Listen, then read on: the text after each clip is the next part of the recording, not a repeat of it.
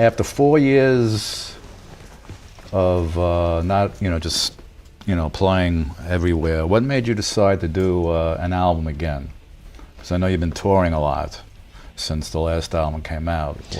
What inspired you or made you realize that you wanted to do another album? Or well, the fact that we hadn't done an album in actually 8 years. Yeah. We don't want to be a band that just kind of hangs out and does their hits and plays, a legacy band that's kind of relying on their catalog. Right. We want to stay relevant, and we still got stuff to say, obviously. So making a record was kind of a no-brainer, but when do you do it? When do you start it? And there's so much other stuff going on. There's just an itch that you can't ignore anymore. And then you sit in here and you watch people listen to the record that you've just done, and you think, why did we wait so long? This is so great. Kicked ass. Yeah, thanks. Definitely kicked ass. I tell you that already. It was a joy to hear. I like to hear it again. And it's the tones, the drum sound, the mix, just the liveliness of it. It just had a lot of air to it. Just a lot of space. What I wanted to also ask you, did you record it the usual way, or was it recorded differently? We've experimented with lots of different ways to record, not on purpose and some not on purpose. And it all kind of works. So there's no limited way, here we're going to do it this way, or we have to stick to this plan. We like to mix it up. There were a lot of different, there were influences on this album, a lot of, probably not purposely, but do you feel that there were other musical styles that were added to this album that you purposely put in, or just, subconsciously? Or? I think subconsciously, definitely. We're constantly listening to music, whether we know it or not. We are. It's just, God, it's oxygen for us. Mm-hmm. And having young kids, myself, that love listening to music all the time. So there's music on always. And it doesn't have to be music specifically that influences our stuff. It's, it's movies, it's books, it's way of the world, what's going on. Exactly, the news, or even my kids telling me stuff. So you never know where the influence is going to come from, and I don't worry too much about that part, because I know it's going to come to us. So we weren't specifically thinking, hey, this is what we need to do. I think there was an idea that I wanted to be a little more simple, which I don't know if it came across as simple, but maybe less riffs per song. But the consistency is, we wanted it to be really solid all the way through, similar to the Black Album, but a little more simple, like Kill 'Em All, song structure-wise. So if we hit it, who knows? There were a lot of different time changes, a lot of different accents to this. And when I was talking to Kirk, he says he's a jazz enthusiast. Are you into jazz too? The only reason I like jazz is if we're somewhere on tour and I feel like going out somewhere, there's usually a jazz club that's going on until 3 a.m. in the morning. Yeah. And I can just sit in there and enjoy some crazy music and not get bothered by anybody. Now on the song Revenge. Now, can you tell me what that song is basically about? Does it have anything to do with today's topics in the world that are going on, or all the songs something personal? All the songs do have something, whether it's internal, external. Being a father, I'm affected by stuff differently than I was before. Seeing things and how the world's just so screwed, and all of that. And then I realize, God, my kids are pretty smart. They're pretty open. They're going to be okay. But my dad the world's gone to hell, and his dad said the same thing, And I get it. But It's therapy, man. I get to complain a little bit about what's going on, but revenge itself is it really came from, there's a fan of ours, and I was just trying to put myself in their shoes. There's a couple that showed up at so many shows, and they got into Metallica because their young daughter was a big fan, and she had gotten killed by a drunk driver.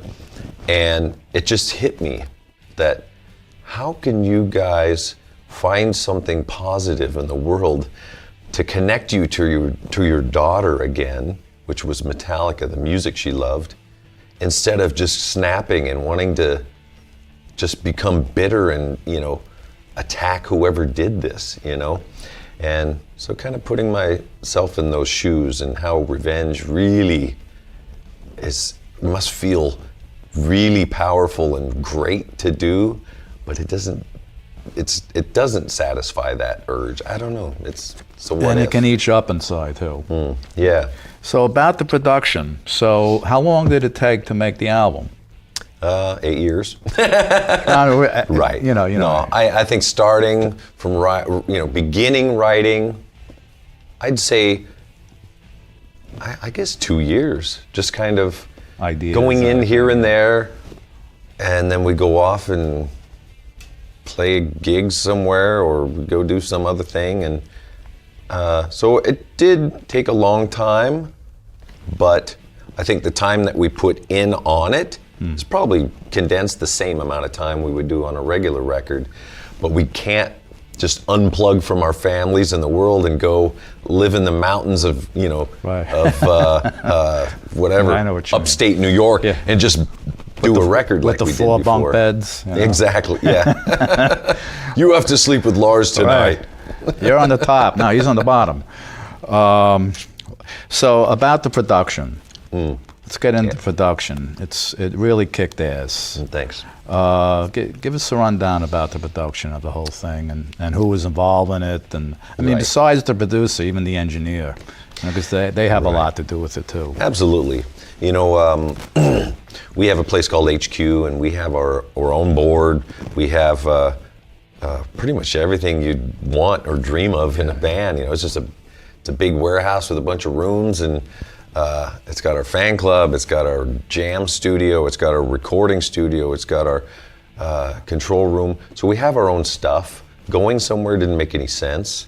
Greg Fiddleman, who had worked on Death Magnetic with us as an engineer under Rick Rubin, had done some other production on his own, and we knew he's the sound guru for us. So we knew sonically we wanted him. We didn't know producing wise if he was up to snuff, but we have, and he ended up being.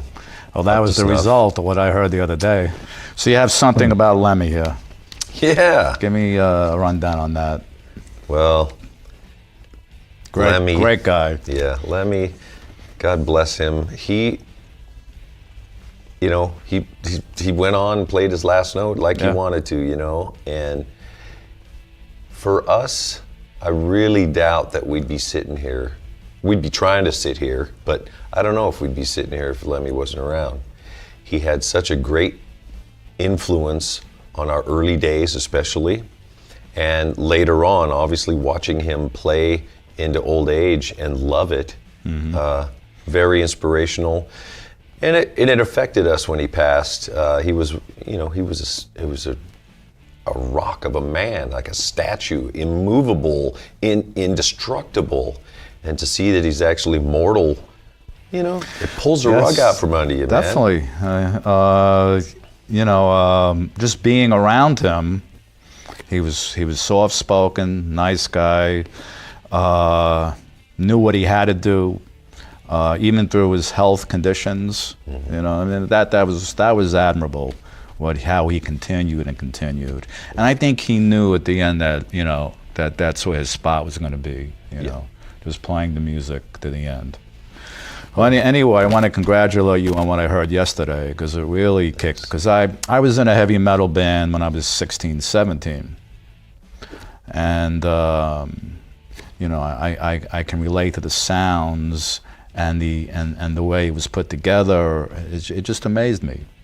Great to hear. Just Thanks. the quality of the work and the playing and the tones and the time changes and the accents. You know, it's just it takes a lot to be able to do that. You know. Well, we are in a band with 4 guys, and you know, I'd say bands that have been around over 30 years need awards just on their own for being together that For 30 long, years. No, I understand. enduring the marriage of a band. Of everything. And you know, we communicate a lot, and you got to communicate. And we know where each other's at. We know where all the hot buttons are on each other, and you know, just don't push that. You know, and just let them know, hey, this button's really big today. Don't hit it. I wish I had an indicator like that too, in the days when you know, when the Ramones were together. Right. But you know, that's another story. Yeah. It's a whole nother It's an awesome story too. You know. Anyway, thank you. Yeah. Thanks a lot. Appreciate it. And good Thanks, luck. Mark. And the album definitely kicked ass. Thank you.